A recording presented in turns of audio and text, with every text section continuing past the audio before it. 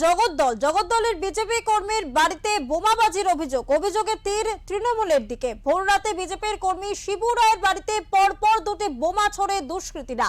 ঘটনাস্থলে জগদ্দল থানার পুলিশ থেকে এসে বোমের নমুনা সংগ্রহ করে নিয়ে যায়। তবে আতঙ্কিত এলাকাবাসীরা। নির্বাচন কমিশনের সিইও শনিবার আশ্বাস দেওয়ার পরও এখনো জগদ্দলে দুষ্কৃতীদের রমরমা রয়েছে।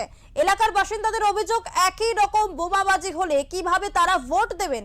জগদ্দলের বিজেপি প্রার্থী ডক্টর রাজেশ কুমার জানান, প্রশাসন থেকে নির্বাচন কমিশন সর্বত্র জানাবেন তিনি। তবে দলীয় কর্মীদের তিনি আশ্বস্ত করেন। এ বিষয়ে তৃণমূলের 30 নম্বর ওয়ার্ডের কাউন্সিলর সমর পাঠক বলেন, আমাদের এলাকা সবসময় শান্তিপ্রিয়, কিন্তু এই ধরনের ঘটনা ঘটায় তিনি চিন্তিত। প্রশাসনকে বিষয়টি দেখতে বলা হয়েছে। তবে তিনি জানান, এটা বিজেপির পরিকল্পিত ঘটনা। ভোটের আগে এখানে ভয়ের বাতাবরণ তৈরি করতে চায় বিজেপি।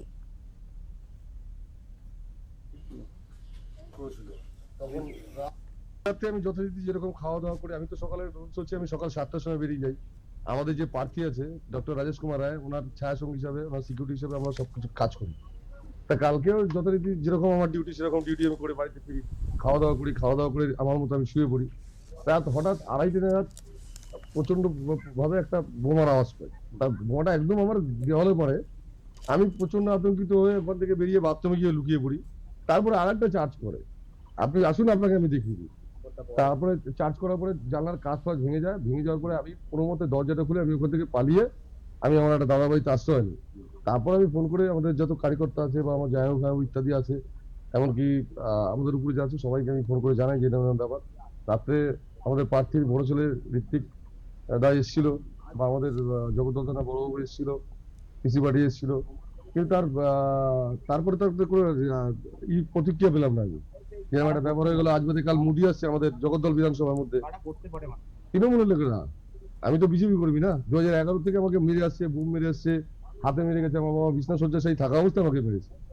আমরা এটা আজকেই কমিশনার অফ পুলিশ ব্যারাকপুরকেও আমি কথা বলছি, আর তারপরে নির্বাচন কমিশন আমাদের সিইও সাহেবের সঙ্গে বাকিদের সঙ্গে আমি কথা বলবো। সিএপিএফ যারা দেখছে, পুলিশ অবজারভার, তাদের সঙ্গেও আমি কথা বলবো।